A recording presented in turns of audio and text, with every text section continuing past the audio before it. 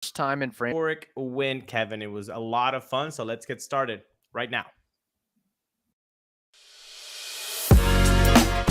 You are Locked On Rays, your daily Tampa Bay Rays podcast, part of the Locked On Podcast Network, your team every day.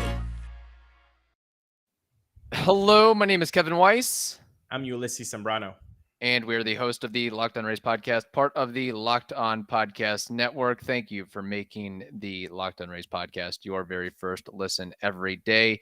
Be sure you check out and subscribe to our YouTube channel at Locked On Rays, as well as all the other traditional podcasting platforms.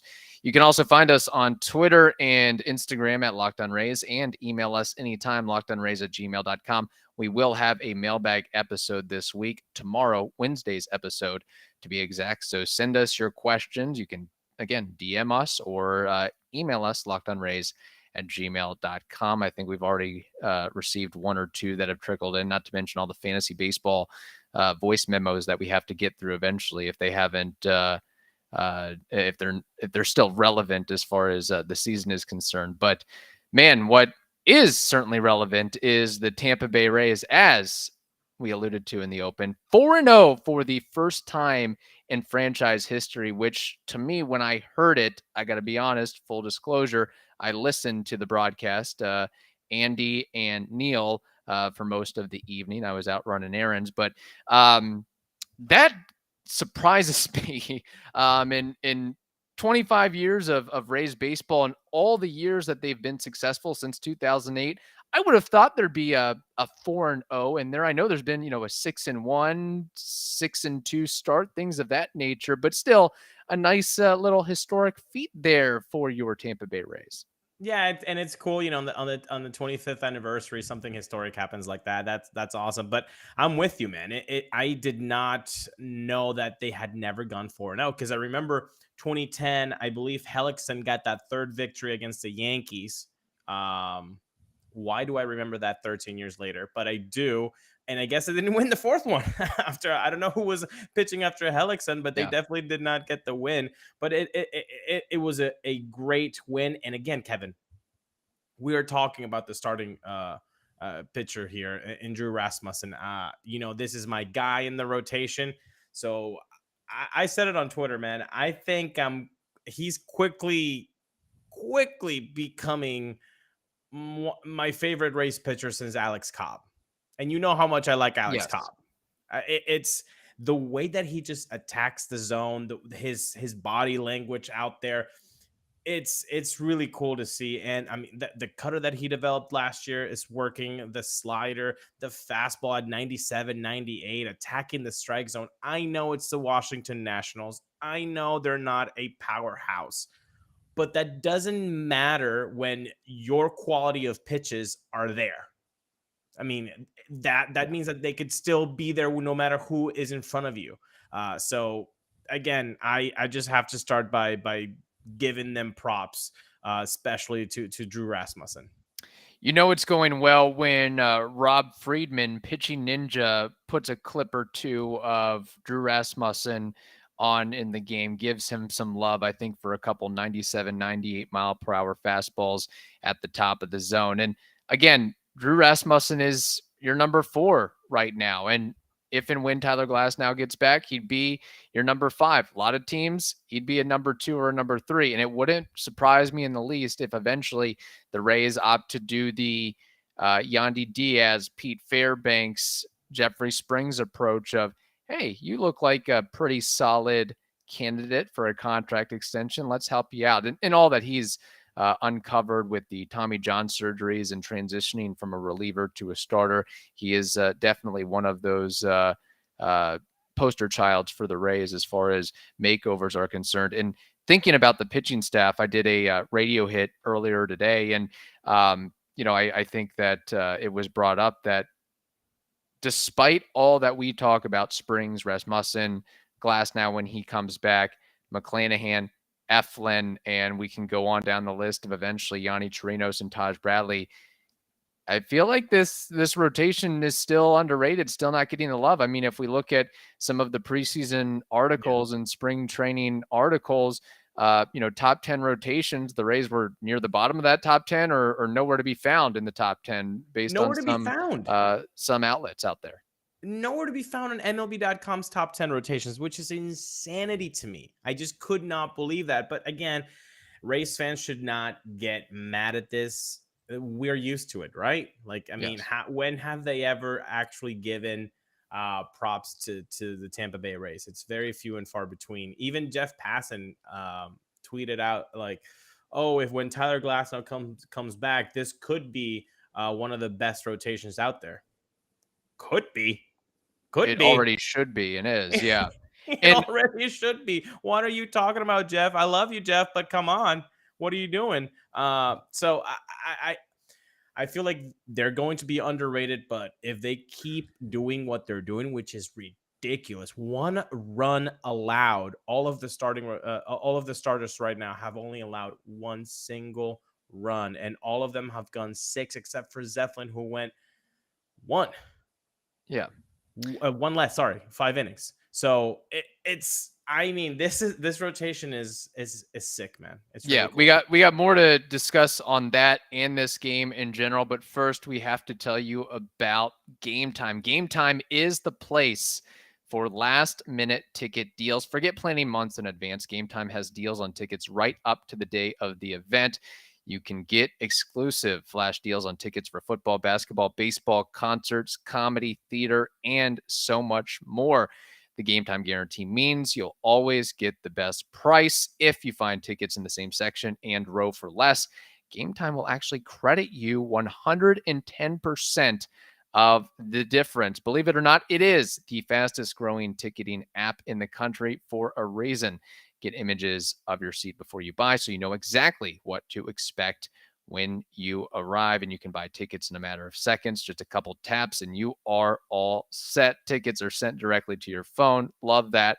So you never have to dig through those annoying emails. So snag the tickets without the stress with Gametime. Download the Gametime app, create an account, and use code, this is very important, LOCKEDONMLB for $20 off your first purchase. Terms apply. Again, create an account and redeem code LOCKEDONMLB, LOCKEDONMLB for $20 off. Go ahead and do it right now.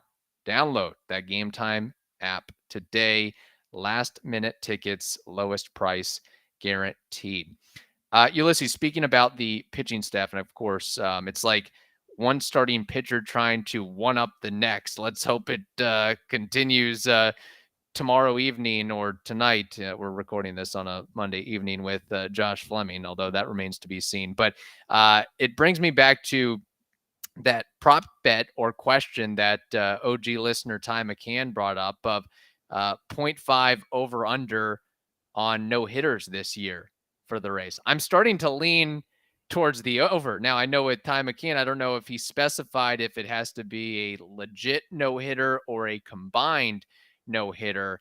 That would be something to maybe have some discussion and some scuttlebutt about. But if you keep playing teams like the Tigers and the Nationals, and then maybe after the trade deadline where these teams are even further demolished, then that could be a good opportunity for you. Again, I've said this during the offseason and I'll say it again. The 2012 rotation was the best ever. This has the quality to top it completely. I mean, if you're a Rays fan, you should be encouraged about what you're seeing from these starters. Now, I'm really happy that they're going 6 innings. 5 innings, I would expect. You went to spring training. Give me 5. Mm-hmm. 6 innings, I think that's cherry on top, knowing that the Rays, how they operate and how they take care of their load management and the rest for these guys. But already giving me 6 from Shane, Jeffrey, and Drew, that I like. That gives me hope that when they're really stretched out and you need them to go 7 or plus, that you let them be the pitchers that they are. They are athletes. They want to compete. Can they do that? Well, don't give me 3 times through the order. Those stats. I get it, but I would push. Especially when you've banked enough wins that you can see, hey, I trust you, Shane. I trust you, Drew. I trust you, Jeffrey. I mean, if they're talking about, hey, this is the best rotation ever, or hey, these guys can win a Cy Young, well, prove me that they can go 7-8 innings and 8 innings. So I hope that we get to see that from this rotation later in the year, not right now, later in the year. And that's a conversation to be had. I wonder in May or June when it gets to that point, if Drew Rasmussen, after 66 pitches in 6 innings, if he's left in for that 7th, as opposed to bringing in Garrett Clevenger, because I'd much rather, at this point, see what Drew Rasmussen can do with his 67th pitch than Garrett Clevenger can do with his first pitch. No disrespect to Clevenger, but if a guy is mowing through the order like Drew Rasmussen is and other guys are, I want to keep rolling them out there and running them out there. And to your point, you mean for this game, for the game on Monday? I'm just saying in general. Oh, okay. Gotcha. Yeah. I did not watch much of the game. It was a highlight show and listening to the game on the radio. Do you have a standpoint or a take on, was that the time to take out Drew Rasmussen? I saw some garbage on social media, so I don't know. No, you're 100% right. Like, he was mowing them down. Like, they were not a threat at all. I'm just saying it's April, and I'd rather not, waste those bullets against the Nationals on April 3rd than the Yankees in September. No, I totally understand. And that's what the fan base needs. Again, it's the whole thing with Jeffrey Springs. But to your point earlier on about the Rays and really the team entirely, but the rotation not getting the love and credit that they deserve and should be getting, I would think that would maybe start to turn a corner with the notoriety that Wander's getting, that Randy continues to get, other guys on the come up, and maybe that trickle down economics to the pitching staff and some of the guys Shane McClanahan, if he has a first half like he did last season. Oh, let me Google the Rays a little bit. Let's look at what they've got going on. Man, Jeffrey Springs has really good numbers. Man, look what the Rays have done with Eflin. Rasmussen, where did he come from? Oh yeah, they've also got this guy named Tyler Glasnow who's back in the fold.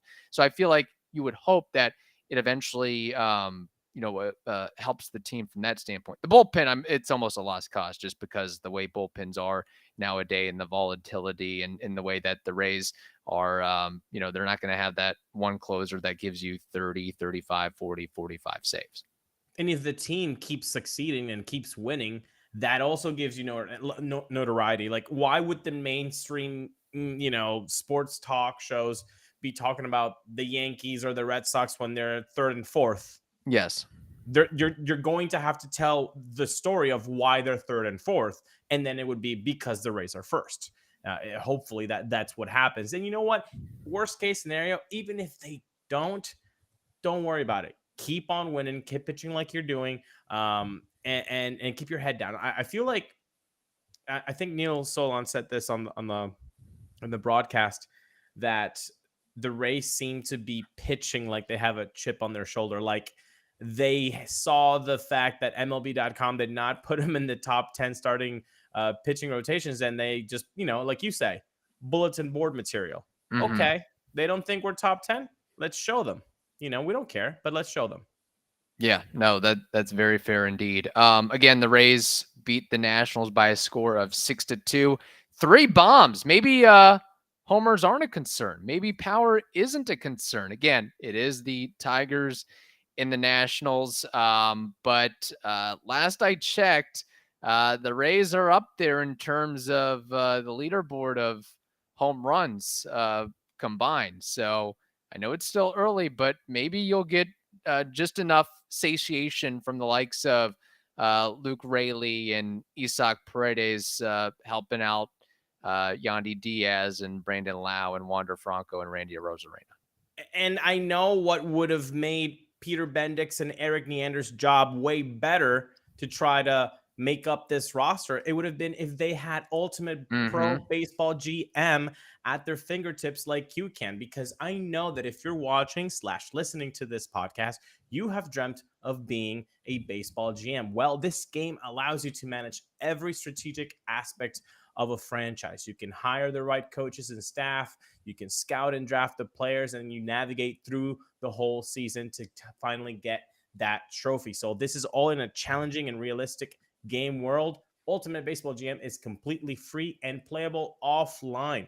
You can play on the go as you want and when you want to. So, Locked On Race listeners get a 100% free boost to their franchise when they use promo code Locked On, LOCKEDON, in the game store. So make sure to check it out.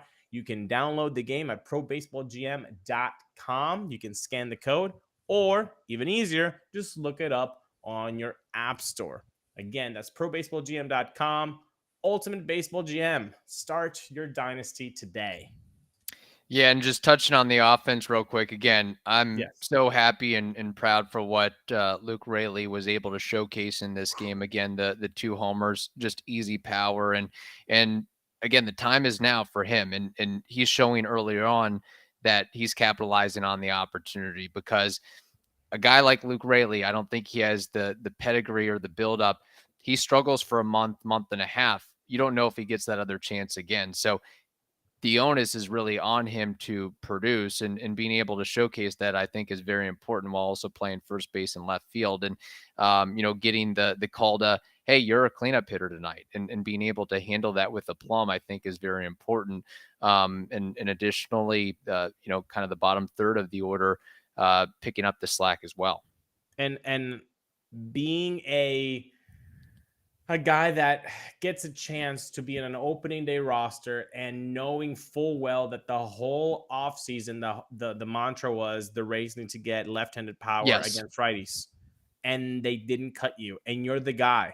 So imagine the kind of pressure and that you should have, and then how you're battling that so well that you come out with a 2-homer game. Like the mental strength that Luke Raley is showing early in the season should not go by the wayside. I know people just go, oh, the home runs are good, but let's dive deep. Like, look at his mental strength, man.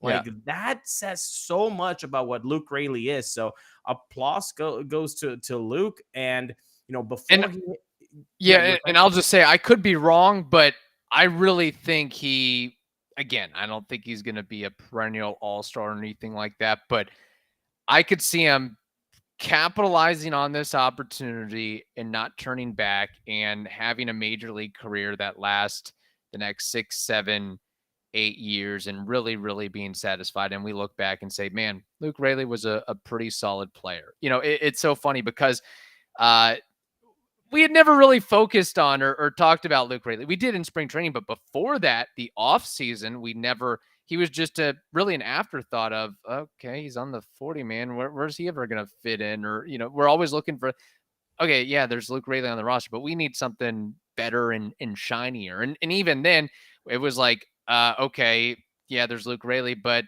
can we call up Curtis Mead already? Can we give Jonathan Aranda another shot? What about Vidal Brujan? Can we work?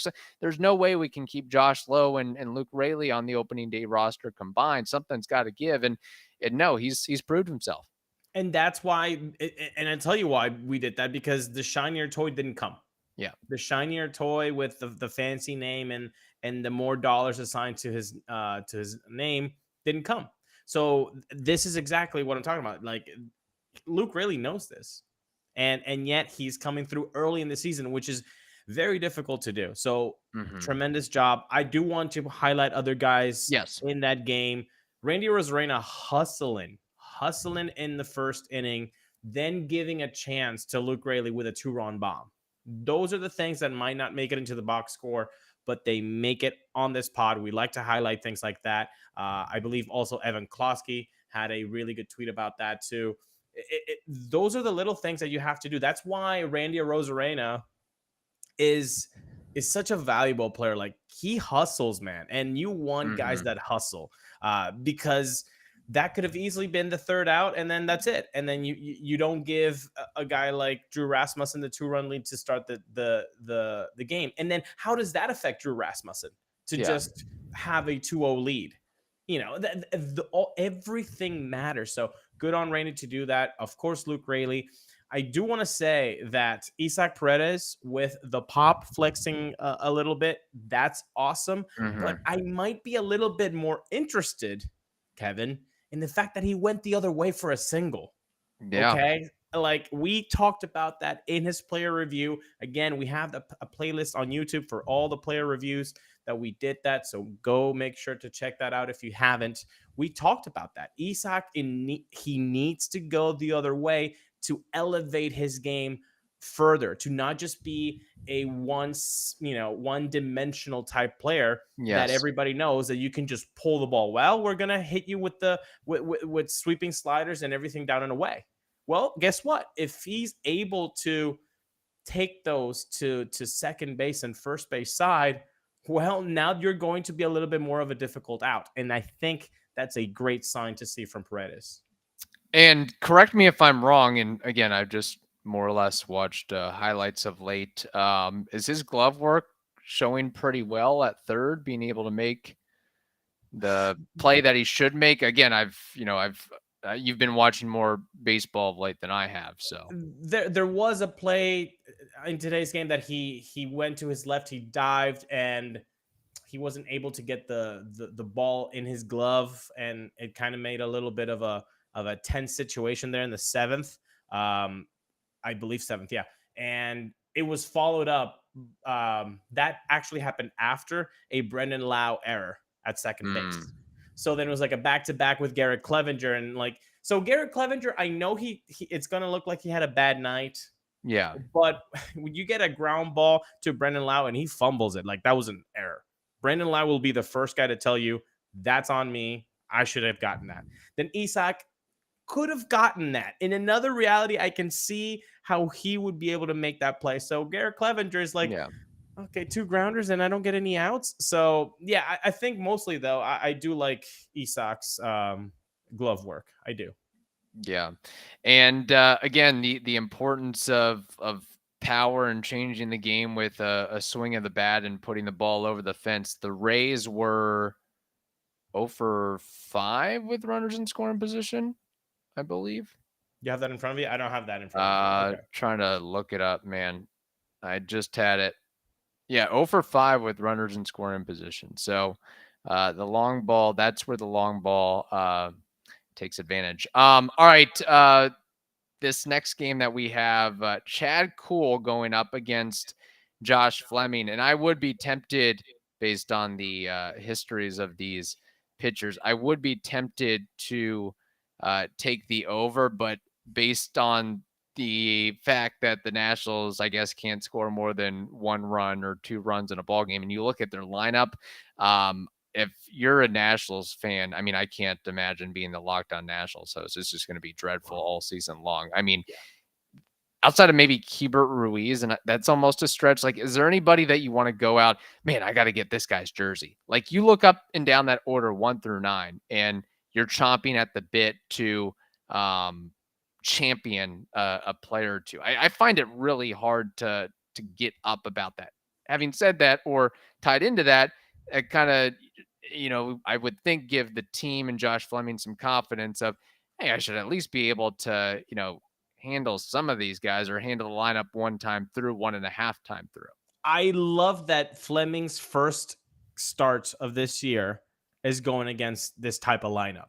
This is an ego booster, hopefully. This is something that you can put it on your pedestal of 2023 and say, like, no, I had a great outing. I went 4 scoreless. I went 5 and allowed 2. Like, this is the kind of range I'm looking for Josh Fleming. There was talk that there would be an opener, but that is no longer the case. Cash has said that Fleming will start the game. So, hey, look, we're all pulling together. We're all pulling forward. Hopefully Josh has a good outing. Again, I'm looking for either 4 innings, 1 run allowed, 5 innings, 2 runs allowed. I'll even give him 5 innings and 3 runs allowed. Like, that would be, I would call that a success. I don't know if you would too. No, I think that's fair. Again, considering this Nationals lineup, yes, it's on the road, but I think that's something that is certainly doable. Just saying. And things can happen, of course. You know, it wouldn't be the first Josh Fleming game that's gone off the rails, but I think it's a really good opportunity to get your feet wet and to build up some confidence and get going. I'd much rather have Josh Fleming obviously start against the Nationals team than a Blue Jays team or a Yankees team on the road where he might get flustered very, very early and quickly. So I think that the Rays have played it smart. Now, that said, I mean, I find it hard to believe that Yanni Chirinos at some point is going to have to be ready and at some point is going to have to supplant Josh Fleming, I would think. I would think they're just stretching him out in AAA, get him some work. Again, he's just coming back from Tommy John. So just get him stretched out to 5-6 innings. Yeah. They like to see some good results and again, ego boost again for Yanni as well to see that he can do it and then hopefully get that call up when he needs to. But man, I do want to, before we close, there's a guy that I don't think we've really talked about who's been a nice surprise, Josh Lowe. Josh Lowe is hitting the ball well. I know he had a funny double, a catwalk double with the Tigers series, but he did lace one down the line and he also had some good contact today. So, or yesterday rather. Right. So no, it's I think these guys, Luke Raley, Josh Lowe, Jose Siri, there's a lot of question marks on what they can do offensively. And the fact that they're starting to produce early in the season, that should bode well for them mentally, really, because it puts you in a good spot and you have good memories to look back on that are recent if you start, you know, on a drought. Yeah. Yeah, and hitting the ball to all fields, I've really been impressed with those younger guys for sure. Josh Lowe, more than good looks and wavy hair, and a lean, long look. Let's see if you can swing the bat and give us, you know, 720 OPS or something. That would be nice. So, and can we get him a nickname? Are we still on that? Yes, somebody out there, whether it's via email or social media, we are not going with J-Lo. We will riot. We will we will storm the trop, if you will. We're not, J-Lo is not happening. It's we are not happening, going people. to make that a thing. No. There's only one J-Lo that I want to be next to. Yeah. It's not and it's not Josh Lowe. The 25-year-old that hits the ball hard. Yeah. So if somebody can come up with something, there's right now, I want you to, if you have a great idea on YouTube, write it down in the comments and make sure to hit that like button and the subscribe button if you haven't yet. Okay. Yeah. Thank you. Hey, very good. There's a lot of creative birds out there that can come up with something. So, all right, 4-0. Let's hope the Rays continue it. 162-0, the old joke. Let's keep it rolling here. Although, you know, I'm starting to get on the 90+ win train the way this season is going so far. Right. All right. Thank you for making the Locked On Rays podcast your very first listen every day. Now make your second listen the Locked On Fantasy Baseball podcast. That is also free and available on all platforms. Hope you all have a wonderful day. Stay safe, and we will talk to you tomorrow.